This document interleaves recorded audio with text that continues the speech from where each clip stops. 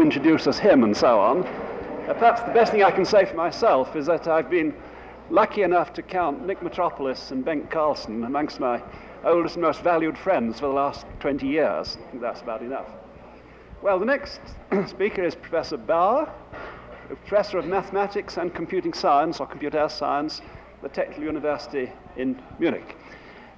Written many papers on, I think of him mostly as a writer on linear algebra and computing, but I'm sure he's written this as well. I would like just take 1 minute to give you a personal reminiscence, which I shall never forget. I think I first met Professor Bauer at the first of the Ulston householders, now classic Gatlinburg symposia on matrix computation. And one evening there, when Professor Bauer was there, I was involved with them in a long and very spirited argument about the merits and otherwise of the Bourbaki program.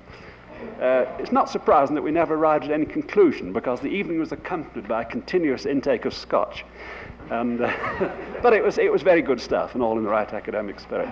So no more than that, Professor Bauer. Oh, he's talking, yes, his title is A Perspective of the History of Computing in Western Europe, isn't it, Professor Bauer? No, sorry. You put it right for me, sorry. So, sorry for the change in the title and for the another change, but there's only one change. It will read Central Europe, not Western Europe. And so this, in order to give me an opportunity, is there a light to be fixed here? To give me an opportunity to include Rutishauser in my talk, because otherwise I'm afraid I would be accused of having swallowed Switzerland into Germany.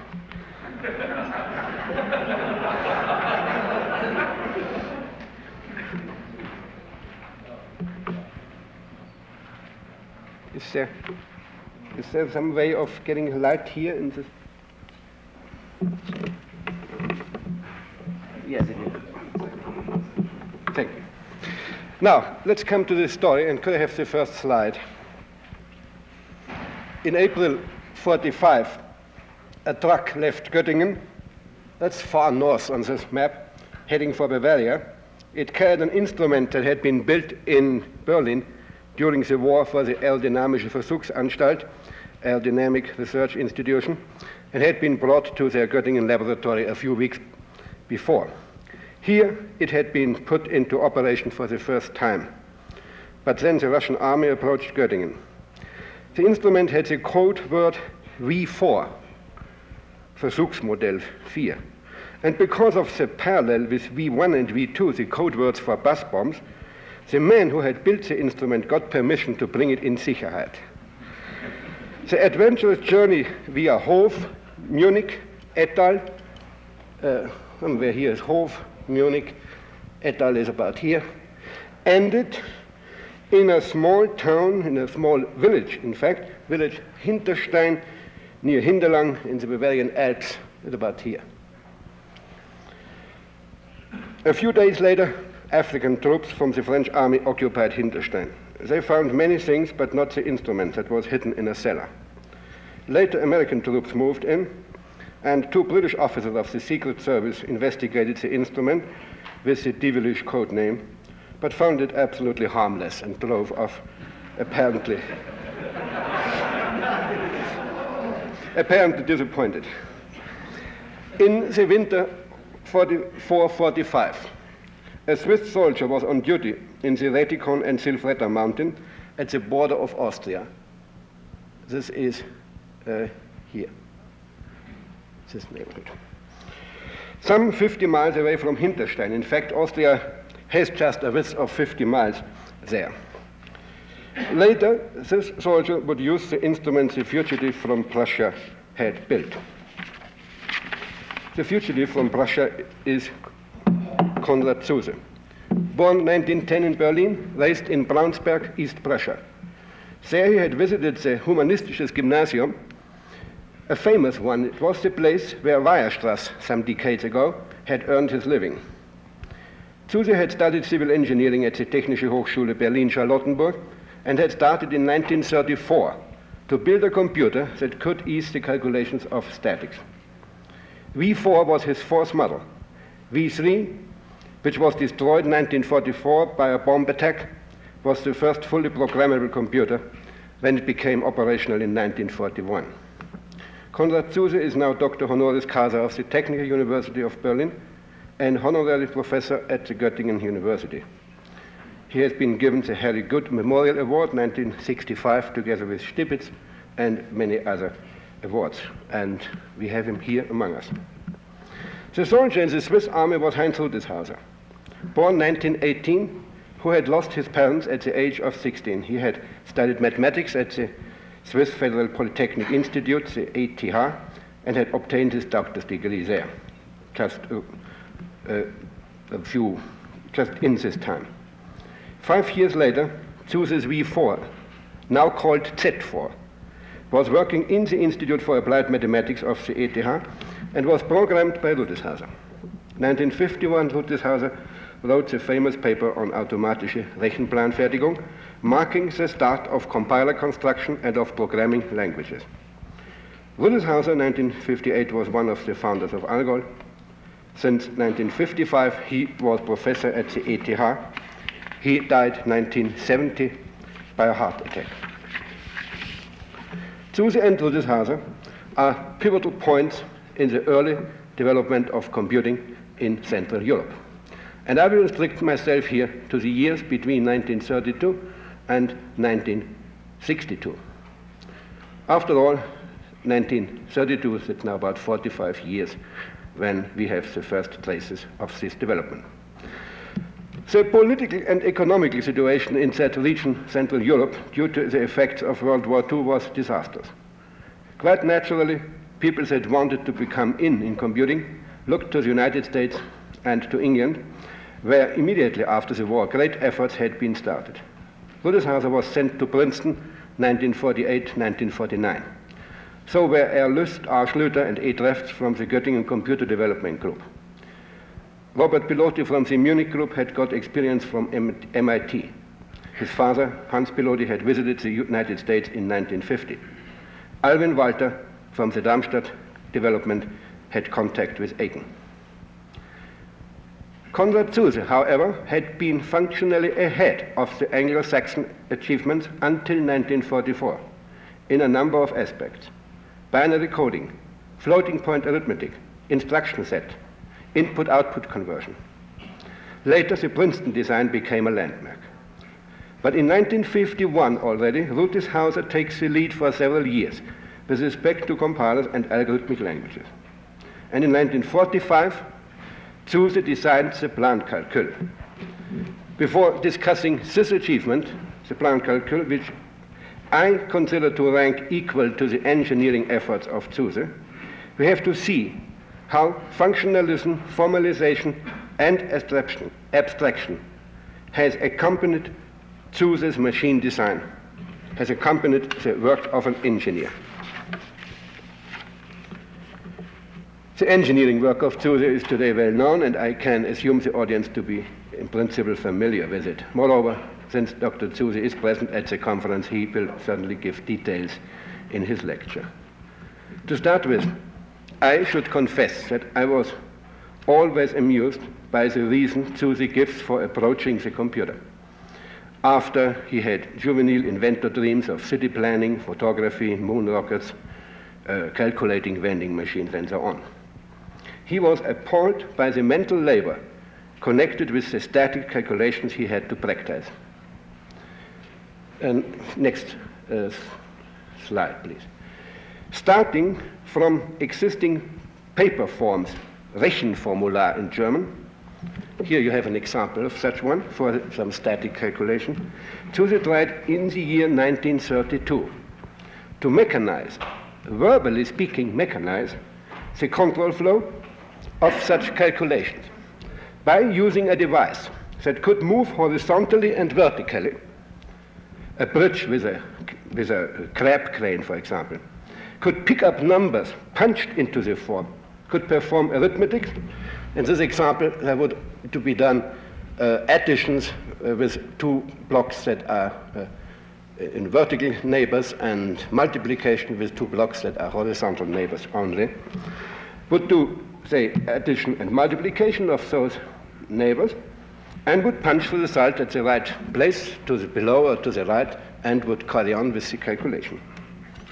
Now, I knew this diagram and this reasons, this origins quite a while, and it took me just one day I saw that something is behind, which I hadn't realized before, and which suddenly one would not expect. It wasn't so easy. Can I have the next slide? What he does when he is mechanizing this flow of computation in this way is exactly equivalent to introduce a computer that is controlled by this formula, that is a formula-controlled computer. And here you see the equivalent Kantorowicz tree or structure tree equivalent to this formula. You see topologically, this figure 2 is exactly equivalent to figure 1. And so we can say retrospectively that Zuse's attempt was aiming very high. He wanted immediately from the calculation to be done to derive the computer that does it. Zuse writes about this, that his basic idea was to generalize the control in a way that a universal form could be treated, an universalis superformula. He had the very general idea of a program in a way that even shows aspects that became interesting only more recently, like collateralism of operand, of arithmetic operations, and parallel computation. In fact, nothing in Zuse's scheme implies that the work has to be done strictly serially. Many parts of the computation can be done independently. It's interesting to note that this parallelism comes up frequently in the early history of computing, and in our connection we will see it coming up again in Angstel's formula-controlled logical computer, which I will speak about later. Thus, between 1932 and 1934, Zuse arrived at a point beyond the mark where Babbage had left the scene. The paper form replaced by a two-dimensional array of fields capable to store numbers, a storage, a Speicherwerk. Could we have the next slide, please? SP here. Then a selection mechanism, German Wählwerk, that connects storage locations with the arithmetic unit, German Rechenwerk, R right up, and a control unit, German Planwerk, controlled by punch tape, which commands both the selection mechanism, giving addresses, and the arithmetic unit, giving instructions. To increase the storage capacity, Zuse considered to use even several layers of this two-dimensional storage stacked up.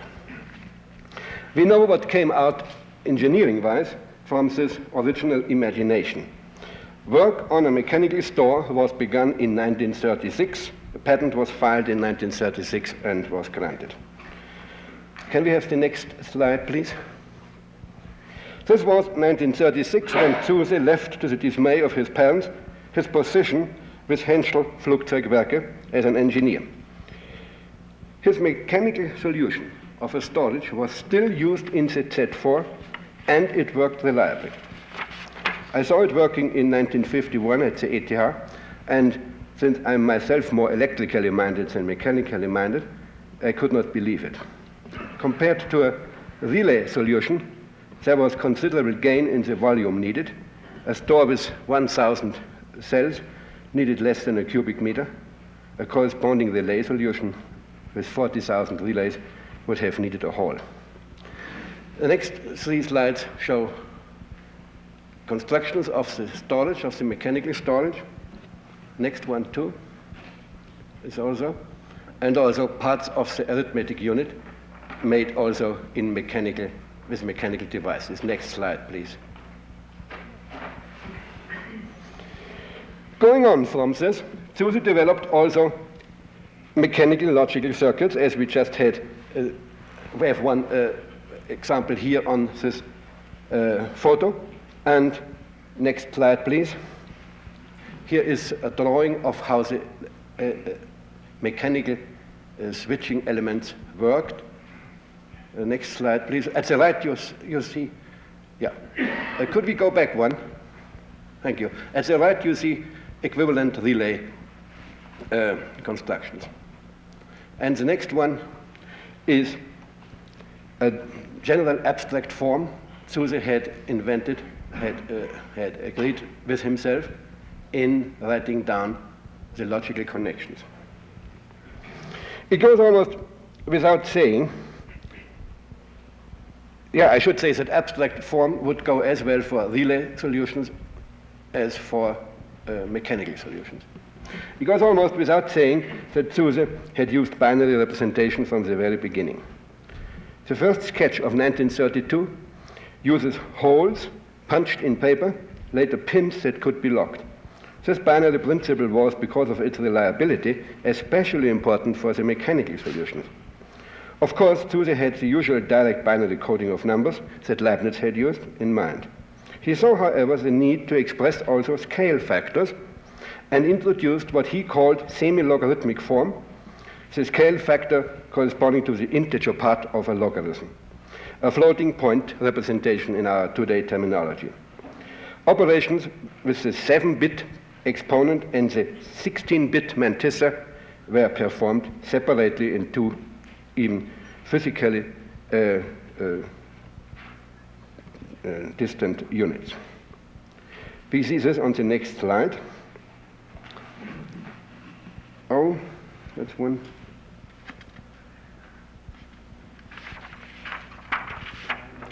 There was one before. There should be one before. No. Okay, let's go on. Okay, I see. This is just the relay equivalent of that abstract form we had on the previous slide. Excuse me, I forgot to mention this. Yes, next one. Next slide. Here, this is the scheme of the first computer Z1, and here the general outline is self-explaining. It shows the separate use of left side is for the exponent, right side is for the mantissa, different units being built. The next step of abstraction came when Zuse had to discriminate arithmetic operations. He then developed a notation for dealing with propositions. He used, can we have the transparency now? He used brackets to indicate in round brackets an or, in square brackets an and a minus sign mean negation. And he wrote down logical connections in the form we have it in this example. This example means LM and LD if multiplication is done or division is done. Vx, Vy are the signs of x and y. If both signs x and y are true, or both signs of x and y are false, so if this is done and this is the case, then you have the sign of the result. Of course, he was working with a proposition is positive, this proposition being true or false, so he had used propositions, a propositional calculus, in this abstract notation. Now, with the help of corresponding circuit elements in relay or in abstract form, the next slide, please. Here you have the relay forms for the or and for the and for the negation, and also the abstract forms he had used. For negation, he uses he crosses out the circle. With these circuit elements, he could immediately build up from the formula, from the propositional calculus description, the relay or the abstract realization mainly in the mechanical case. Here, in this way of abstraction, of introducing abstraction, we find the first roots of a manipulation of the description of a computer, which later we find in a calcul, in the Plankalkül. This was in 1937. On June 19, 1937, Zuse wrote in his diary, and next slide, please.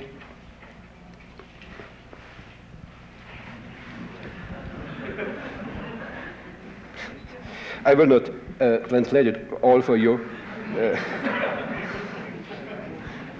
but somewhere here, let me see, erste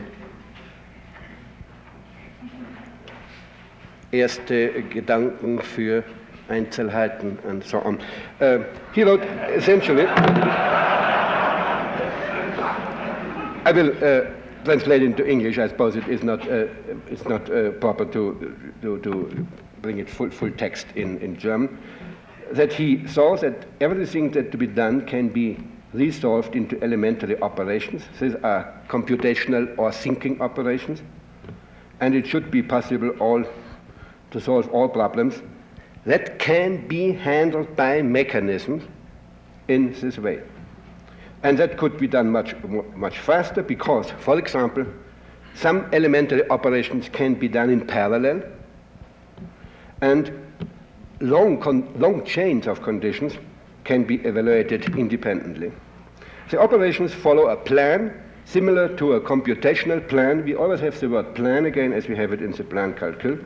And one day later he writes the elementary operation is the comparison of two binary numbers, whether they are equal or not. This has a binary result. A binary digit is the outcome. This is essentially what is on this diary notes. And he went on and produced a paper on what he called Bedingungskombinatorics of conditions. The title was Hommage à Leibniz, Allgemeine Dyadik. This paper had the effect that his former mathematics teacher advised him to read first the books of Hilbert and Ackermann, Hilbert Bernays, Frege and Schröder. Zuse discovered in the propositional calculus, apart from the notation, things he was well familiar with, and other things he had not seen before, like De Morgan's law. He also was at that time not familiar with the work of Hansi Pietsch, who had worked on relay circuits and on the simplification of relay circuits. The propositional calculus, however, was, like Zuse's abstract notation, which was equivalent to it, neutral with respect to relay or mechanical realization. Zuse continued first for a while to use mechanical circuits, but levers and bars complicated the constructions. He said, oft musste ich 14 Tage lang die Teile auseinandernehmen und wieder zusammensetzen, nur einen einzigen Fehler zu beseitigen. Dadurch verlor ich viel Zeit. By this, I lost plenty of time. Z1, the mechanical construction, approached its final stage in 1938. Work on a relay version, Z2, had already started in 1937. And thanks to the abstract descriptions, the same general design could be used for both versions and for another version, an electronic version. Together with Dr. Schreier, first studies with electronic circuits using vacuum tubes and glow tubes began in 1937. A demonstration model was shown in 1938 at the Technical University Berlin. From this place, Schreier got 1941 his PhD. The publication, however, was classified. Later, during the war, a 10-bit parallel adder with about 100 tubes was built. The prospect that a computer of this sort Zuse had designed would need some thousand tubes killed further such attempts in pre-war Germany. Also, Zuse and Schreier had seen that enormous speed could be gained. 1939, the relay version Z2, working with the mechanical store of the Z1, was almost finished when Zuse was drafted to the army. He came back to Henschel Flugzeugwerke in 1940 and could over the weekends finish Z2. A demonstration for the Deutsche Versuchsanstalt für Luftfahrt was successful, although technical malfunctions of the relays made the Z2 not usable for practical purposes. But the DVL, the Aerodynamics Research Institution, was interested, and Zuse could continue work on a third model on the Z3, which was completed 1941. In fact, it was the first programmed computer in full operation. It used binary floating point numbers, a word length of 22 bits, a storage for 64 numbers. It was controlled by 8-channel tape with 8-bit instructions. It had input and output conversion to floating point decimal numbers. It needed 3 seconds for a multiplication, division, or square root. It had 2,000 relays. Can we see the next slide, please? And a central pulse clock. It was destroyed 1944 by bombs, together with Z1 and Z2. This, what you see here, is a replica that has been built after the war for the Deutsches Museum. Work on next one, the Z4, had started 1942. And this computer evaded the disaster. It is the one we find later in Zurich. Its storage was again mechanical, although one of the previous models had attempts for relay storage, so they came always back to mechanical storage for the reasons I gave before. And it had a 32-bit arithmetic and control unit with relays. It was more sophisticated than the previous ones, Z1 till Z3. It still could not alter its program. So it is not what some people like to call a stored program computer. About this question of the missing wire, I hope Dr. Zuse will come to speak. He writes that it was for him only a question of one wire, that it would be possible to alter it, but for the work he had primarily in mind, this was not needed.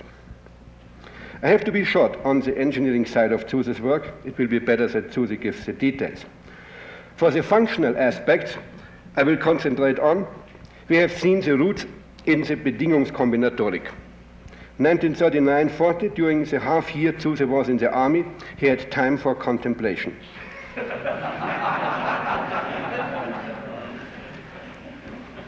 An absolutely new picture of the German army, I hope.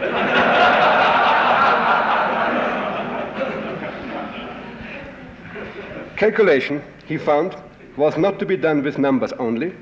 It could be done, see the diary notices we had seen before, with logical values, with anything given. He used the word Angaben, that is probably quite a good translation of data.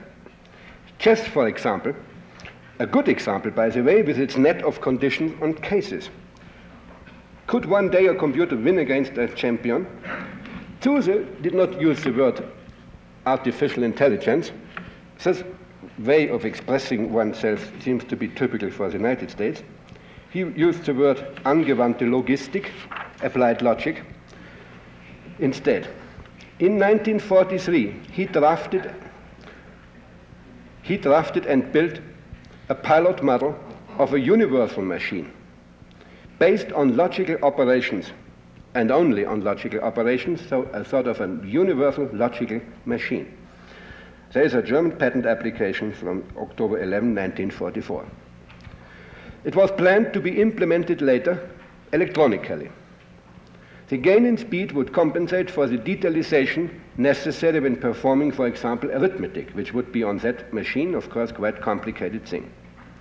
From a remark Zuse made in 1972, we can infer that in such a way he hoped to achieve a Planfertigungsgerät, a compiling device, an instrument of similar nature as the famous one Aiken has spoken about sometimes. And in fact, a Planfertigungsgerät, a compiling device for the Plankalkül, to which we will come.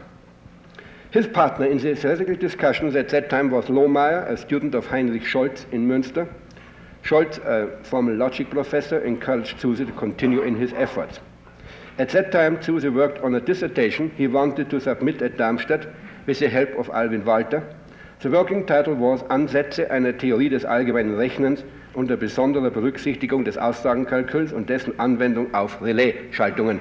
German titles used to be very long. Moreover, in 1943-1944, the first notes were written on which the Plankalkül later was based. By the way, I mentioned Walter, and I should mention here that during the war, Walter worked on coupling and controlling by punch tape business calculating machines, and similar attempts had been made in the cryptographic field. In this field, we know a little bit what was going on, and apart from special devices which were partly analog, partly digital in character, nothing of any importance happened, nor did Walter's and the cryptographers' design have any impact on the further development. The Plankalkül was then designed and described while Zuse was, after the war, immobilized in the little village of Hinterstein, and later in Hopferau, some 20 miles from it, which also was marked on that map I had shown in the beginning. The manuscript, as it has been published later, it was in full published 1972, and just a few weeks ago an English translation came out, 1976, Plankalkül English translation. We can show the next transparency maybe.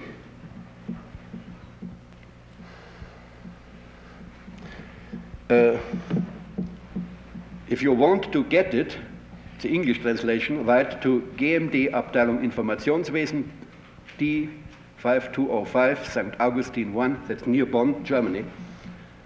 It has the title, the Plankalkül, and has the number BMFT GMD 106, 1976. This was more or less completed in 1946, but before this, modern printings was not published.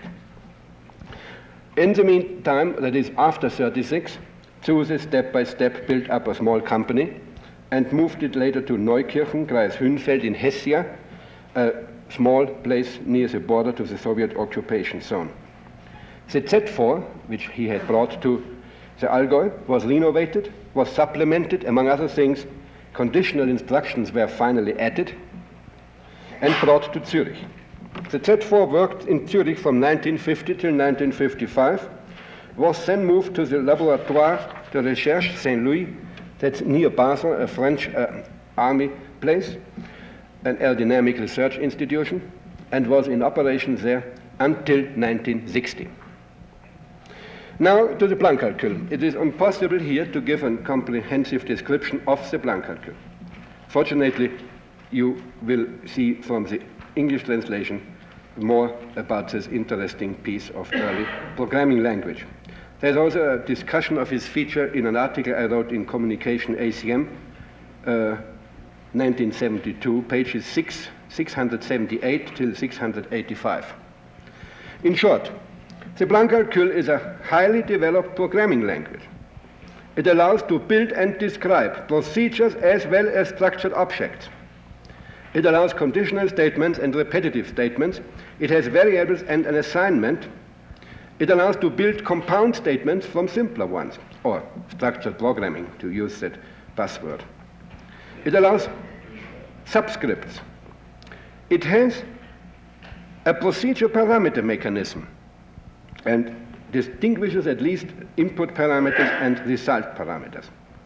It even surpasses present day's programming languages in some aspects, like it is providing an operator with the meaning the next component for which a certain condition holds, for example, here, the next component of x, such that x from V0 is unequal V1. This, of course, is familiar. People in formal logic see the familiarity with the mu operator of formal logic. And in fact, there was a connection to the books Zuse had read in the early times, particularly to Hilbert Bernays. Among the features most recent programming languages have are only missing A, recursion, and B, references and pointers. With respect to these two things, one can have quite different opinions, and at least one of the two I wouldn't miss so much. You don't know what one, of course, but I leave it. In order to demonstrate that the Plankalkül was not restricted to numerical processes, Zuse treated two examples to some length which were of combinatoric nature, as he says. One, checking the well-formedness of Boolean expressions, and the other one, checking chess moves. For the first one, we will have the next slide, please. This is the Plankalkül description of the full program for checking the well-formedness of propositional, of Boolean expressions, or of expressions in propositional calculus. By and by, pardon? And that's without recursion? Yes. By and by, Zuse became known among certain circles. In the academic year 1947-48, Professor Britzelmeier from the University of Munich invited him to speak at his colloquium on formal logic. At that occasion, I heard for the first time about the Plankalkül, and I met for the first time Zuse. I had difficulties to understand Zuse, and a further complication was caused by the fact that Zuse presented the program for syntax checking of Boolean expressions as a Plankalkül example. The interest of my teacher Britzelmeier was much more centered on this problem than on the Plankalkül as such, and so I was further confused. Moreover, Zuse refused to give away any written documents, so we were left pretty much in the middle of having seen something quite remarkable but not fully understood. In connection with Britzelmeier, I have to mention another curious event. One of Britzelmeier's students, Helmut Angstl, devised a mechanical instrument for testing the well-formedness of Boolean expressions in parenthesis-free form, and even for performing, and this is more than this program would do, and even for performing the operations. And that's why it was done, could be done non-recursively, because it did on a test. When Britzelmeier showed me the proposal of Angstl in fall 1950, I saw with my deep-rooted preference for electrical solutions that a relay realization would be more appropriate than a mechanical realization. At the turn of the year 50-51, the design was made, and later, indeed, a model called Stanislaus, in honor of the Polish inventor of the parenthesis-free notation, was built with the help of my friends in Munich. You will see the wiring diagram on the next slide. And the formula was on a push button keyboard, just pushed in. Everything was done in parallel. This was a parallel relay logical computer. In order to bring the intermediate results to the right position, these switches here were used, where for every position here you had to go one more level. This we interrupted here, and here after it is down to about level 9 or 10, it comes up again, and here you see the rest. Now, since this was going beyond, in one drawing, going beyond the place we had on our paper, we said it goes into the basement, Deutsch Keller. And so we called it a cellar, and you will find this device and this idea later in our methods for formula translation. We called it a cellar. We didn't know that later it was called a stack by some other people. In September 1948, Zuse gave a lecture on the Plankalkül at the GAM meeting in Göttingen. There is an abstract published in the proceedings of this meeting, 1948. Another short paper was published in Archiv der Mathematik. It was received December 6, 1948, and the example we had seen before was from this publication. Zuse says, die Sache verpuffte jedoch völlig. I think the word verpufft already indicates by its sound what he means. The Plankalkül was much ahead of its time. But this does not mean that his ideas had no effect. Of course, the engineer who started 49 in Central Europe to build the computer, he had other problems than just the problems of the Plankalkül. But only a few years later, problems of programming were becoming very demanding.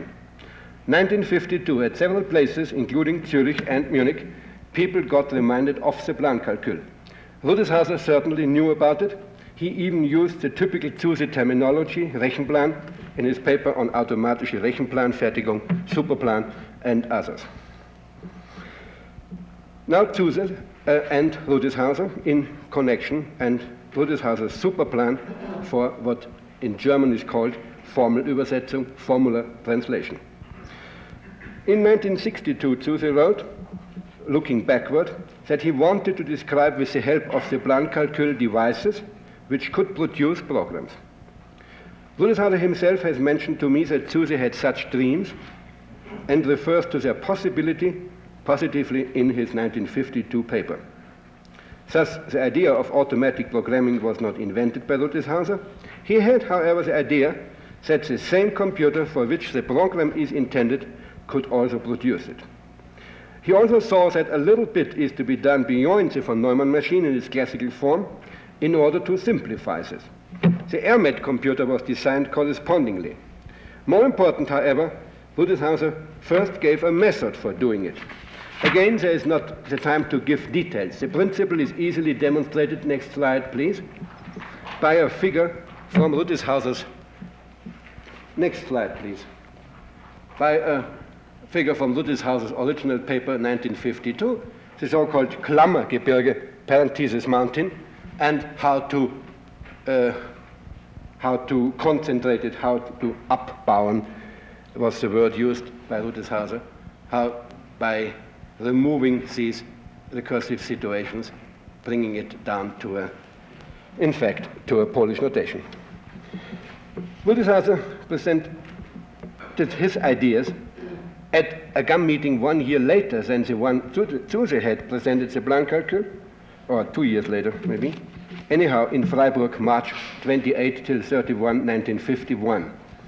There's an abstract published in some, and the paper was published later in the year 1952. Rutishauser could have complained too about his efforts being absolutely verpuffed. When Fortran was started a few years later, people on the other side of the ocean had also not heard of Rutishauser.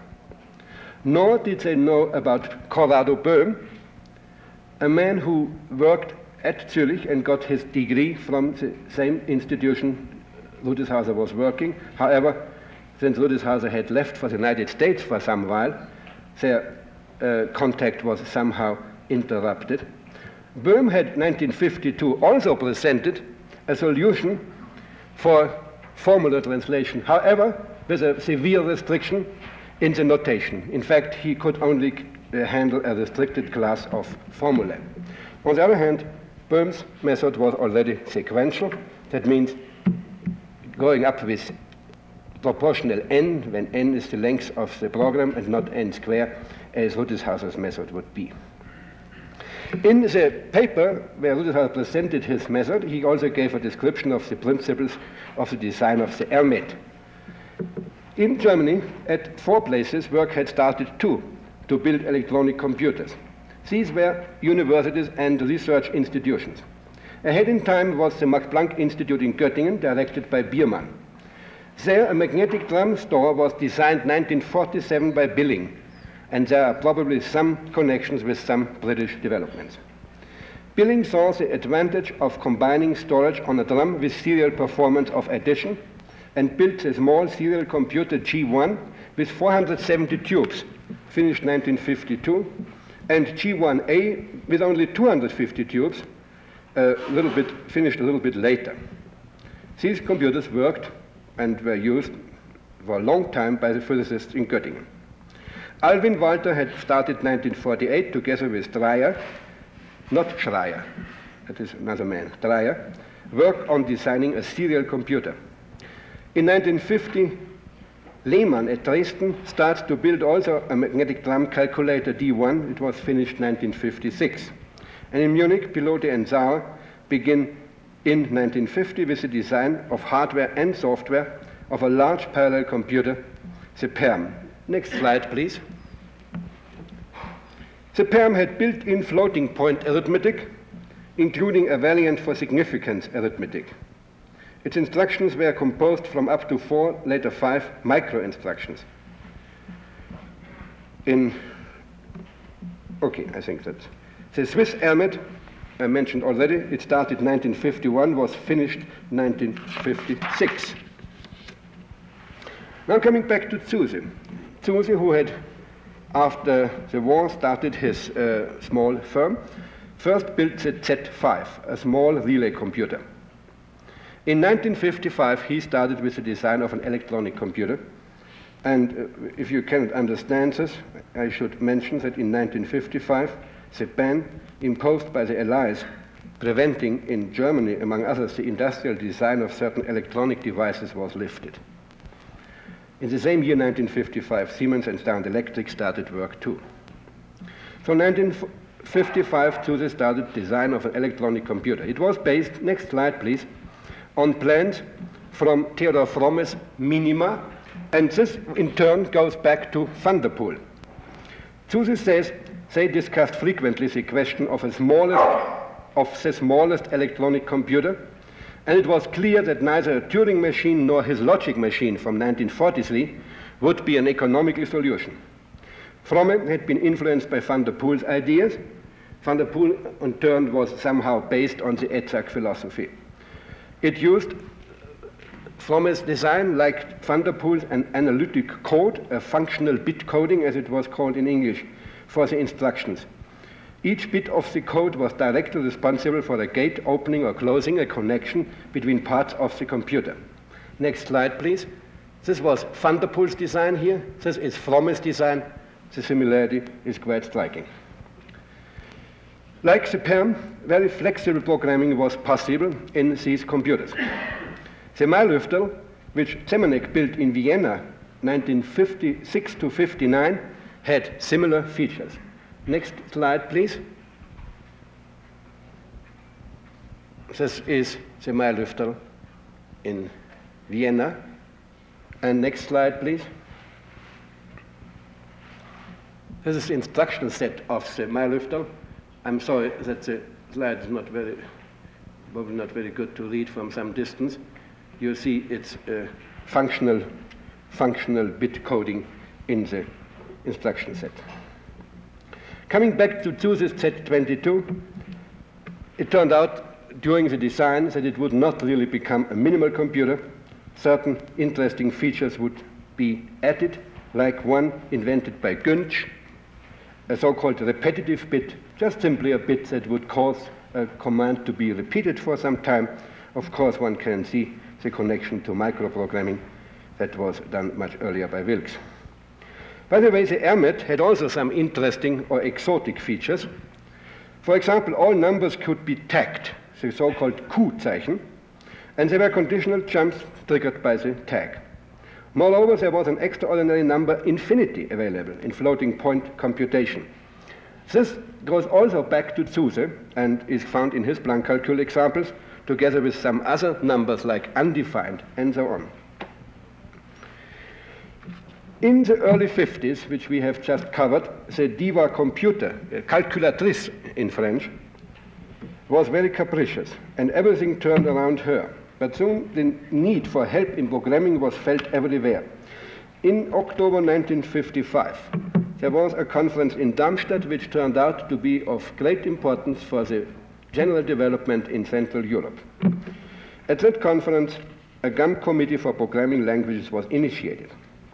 In Munich, special programming techniques with hardware support were developed using memory locations, special memory locations occupied by addresses and indirect addressing invented by Schächer in the year 1955 and soon copied elsewhere. Special hardware support was also given to facilitate address calculations and subroutine linkage, and here, of course, is a direct influence from the ETH school. Under the influence of Rutishauser's automatische Planfertigung from 1952, and in close contact with him, attempts to create a programming language based on common mathematical and algebraic notation and to construct automatic translators were started 1954 by Samuelson and myself. Knowing well Angstler's design, Samuelson observed in 1955 that in addition to the Zahlkeller, that stack where the intermediate results were stored in proper order, an operation cellar, an operation stack, would in the general case hold all the operations that had to wait and just as long as they had to wait, again in the proper order. This means that the restrictions Böhm had been forced to accept were totally unnecessary. We called it the Seller principle of sequential formula translation. A patent was filed March 13, 1957, describing in several levels machines that would be immediately formula controlled. Next slide, please. Here is the way one of these machines would work on a stack with this locations S1, S2, S3, S4, and you see how the operations from the formula which is printed above are stacked down, and below you have the number seller, NC, above the operational cellar OC. There were 4 levels of machines. The most complicated level included handling of arrays and similar things. These machines were never built. In fact, the German patent was finally not granted, which brings Samuelson and me in pleasant company with Zuse, who also didn't get his patents through. But a United States patent, into which went a full wiring diagram, was indeed issued. The United States patent has a priority from 1958. When it became clear to us that this sort of machines at this moment were not to be built, but they have been built 15 years later as mini-computers, we turned to implementing the cellar principle by a program, by a superplan in the terminology already used by Zuse and Rutishauser. In fact, in summer '57, I was consulting in Göttingen with Billing, and the number cellar, at least, from our design, went into the G3 design that was just underway at that moment. So we turned to do the same in the programmed way, and we did now design the compiler and the language in close cooperation. That is, both the compiler and language design was done simultaneously. We did it in close cooperation also with Rutishauser, and this cooperation started about 1956. Later, from Darmstadt, from Walter's Institute, Bottenbruch joined us. Bottenbruch's specialty was the connection to formal systems in mathematical logic. Our main task in Munich was what today would be called parsing and code generation. Rutishauser was particularly interested in runtime systems. Rutishauser had worked out a system of procedure, linkage, and storage allocation in a way that also reminds me of the ETH organization of library routines, a complete system that allows to bring in procedures through the back door, as he said.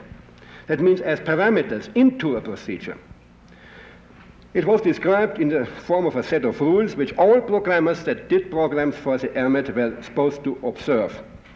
And the booklet was compiled by Waldburger. The system allowed to bring into a procedure the same procedure through the back door. Why not? So it had fully recursive storage allocation. Rutishauser did not publish it, but he was disappointed when Dijkstra in 1960 published his method, which he had found independently. Rutishauser, on the other hand, did not know that recursive organization of procedures was already envisaged in a special case by Van der Poel, who in 1952, in the same paper where the previous slide was taken from, described an organization of subroutine return that amounts to stacking the return addresses. In the middle of 1957, a detailed description in the form of syntactic charts of the programming language to be used and of the parser and code generator to work on it was ready. Parsing was described by a table of entry symbol against the top symbol in the cellar, giving the transition of the cellar content. In other words, in the form of what Oettinger later called a push-down automaton. At the first ITZIP Congress in Paris 1959, the method, with the table in the meantime replaced by a function based on precedence, was presented by Samuelson to a surprised audience. During a visit Bottenbruch and I made in fall of 1957 to the United States, we found some interest to discuss jointly further language efforts, especially by Joan Carr, Alan Perlis, and Sol Gorn. In fall '57, the GAM committee approved a joint enterprise, and soon ACM did so too. The conference, which then was held in Zurich in the first days of May, had Perlis, Bacchus, Wegstein, who had found similar techniques for parsing than we, and Katz, together with the aforementioned already from the Zurich, Munich, Darmstadt group. In 1 week, the proposals from the two sides were amalgamated and the report was written. We could agree on everything but the name. Rutishauser disliked IAL, International Algebraic Language. The name Algol came up only in fall 1958 at a meeting of the Darmstadt, Munich, and Zurich people at Mainz University, to which place I had moved in the meantime. Someone said algorithmic language gives abbreviated Algol, and the ones among us who had studied astronomy immediately saw the pun. whether the word really meant bad luck for the language was asked frequently later on, in particular when heavy reactions on the side of and conflicts with the leading manufacturer came up. But this was in the 60s and is outside my report. By the end of 1958, an Algol 58 compiler for the Z22, written by Paul, was working in Mainz, one for the PERM, written by Segmüller, working in Munich, one for the ERMETH was finished by Schwarz in Zürich.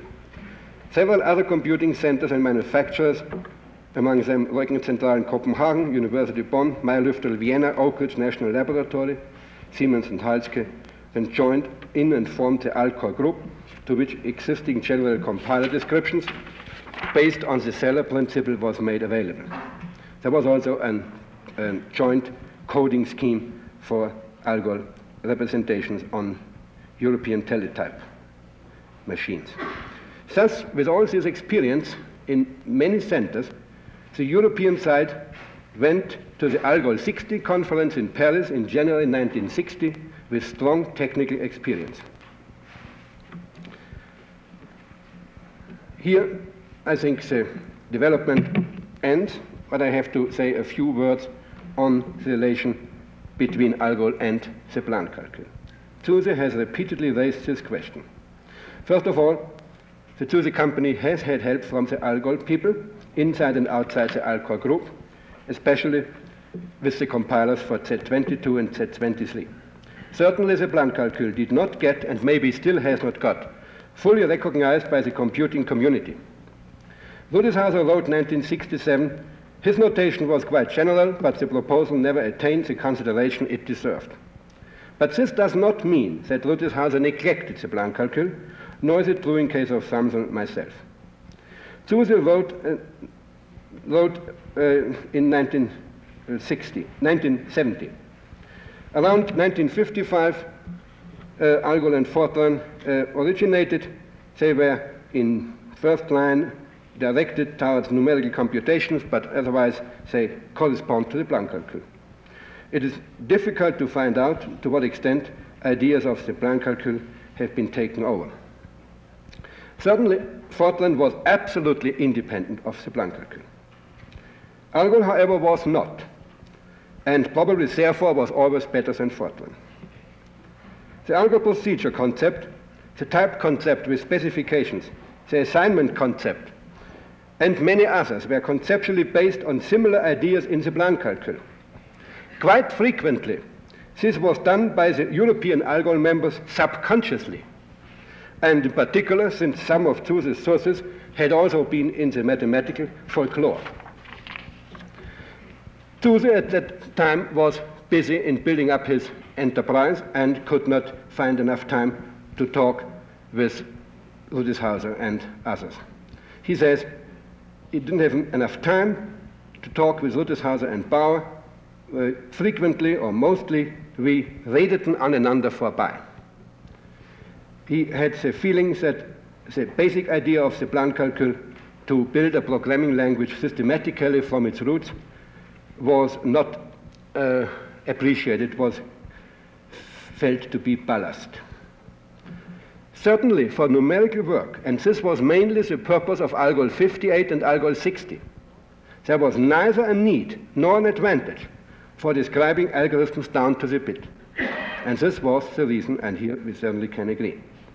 That was, of course, a different thing with Algol 68.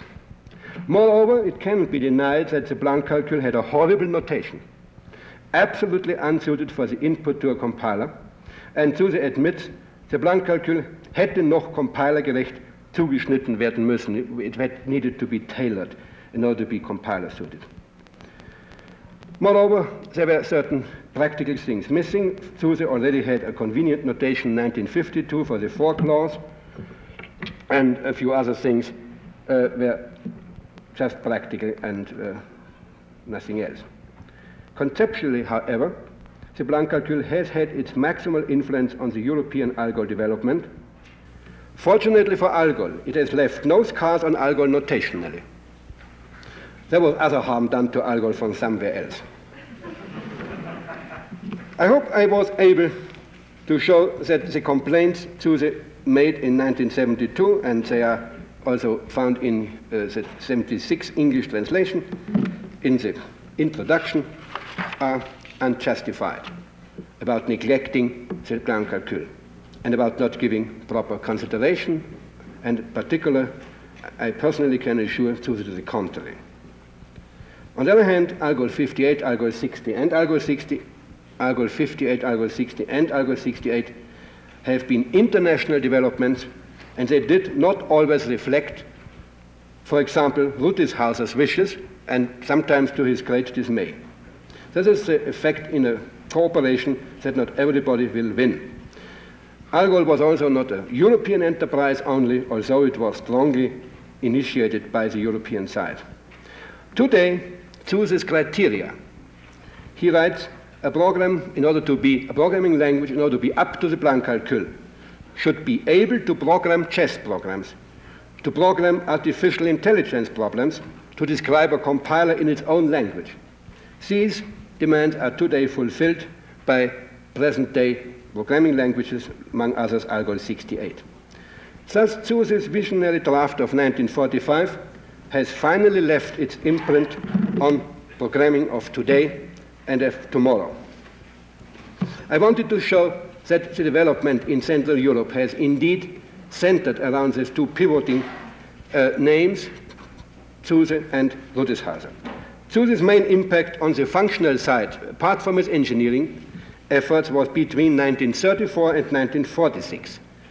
Rutishauser's main influence on computing was between 1952 and 1962.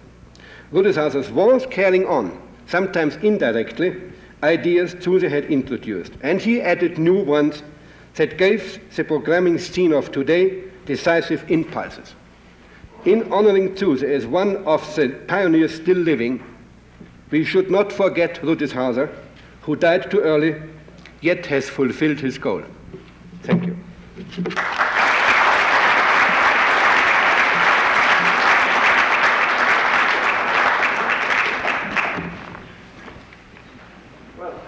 Ladies and gentlemen, I find myself slightly embarrassed, actually, whether to be discussed to Jim Wilkins or discussed to the audience.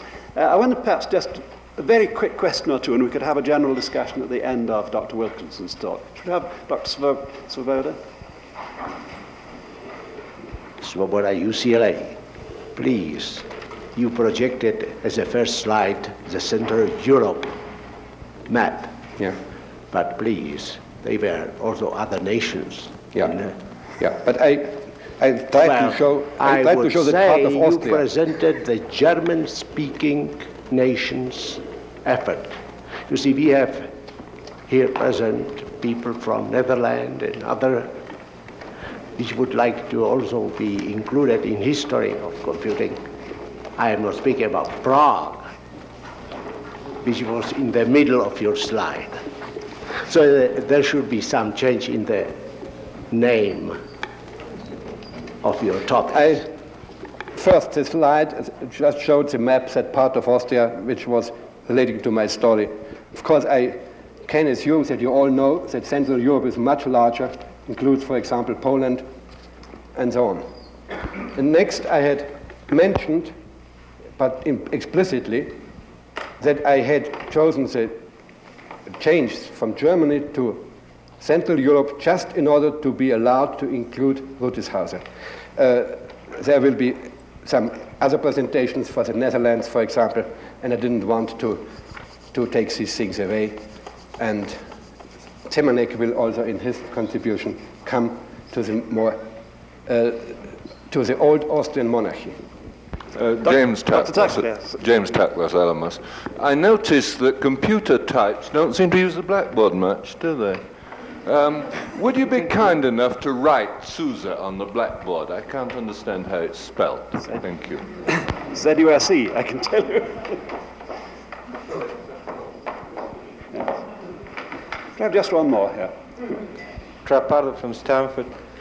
Do you know, I happened to read Corrado Böhm's work, and it happens, the impression I got was of a fairly developed work. He described his comparator fairly developed piece of work. He described his comparator in his own language. He presented a very nice parsing technique, probably the first precedence parser. Now, what's the reason why that work was never continued by anybody? Do you know what happened? That is hard to say, because Konrad Böhm worked at the ETH where he got his degree, but then disappeared. And I didn't see him then for long years. He worked in Italy at some place, we had no personal contact. But I think, on the other hand, Rutishauser and Böhm's work somehow was in parallel, although in the methods different, but was quite soon superseded by new efforts. And this was probably, at least when we had found our methods, we didn't know about Böhm's work, and Rutishauser mentioned to us, Böhm has done already something like this, but he did it under restricted assumptions. Dr. Mills? Yes, just a quick remark that in Böhm's thesis he did have a machine with indirect addressing, and this was filed as an Italian. That was patent. 52, and yes, on the other hand, Schächer described it in an engineering form, and it was even built. So it's always hard to give credit to all these sources. Yeah, well, a lot of these things, of course, develop in stages, as we all know. The development of recursion, I would also speak up for Dijkstra, because his algorithm was solving not only the problem of recursive procedures, but also the problem of recreating environments, which is I think still a further step over the idea of recursion. Yeah. Now, clearly, we could go on for a long time. I think perhaps this is where the magic is at room 117 comes in. I'm not sure. It would obviously be very nice indeed to have Dr. Zuse talking, but I think it would be rather discourteous if we then rushed him. And I wonder if I can look at Nick Metropolis and suggest if we could provide a time sometime later in the proceedings for a more leisurely talk from Dr. Zuse. Would that suit you, Dr. Zuse, do you think? Rather than, we're running over time now. He's giving a talk. I beg your pardon. I should have looked at the thing. Sorry.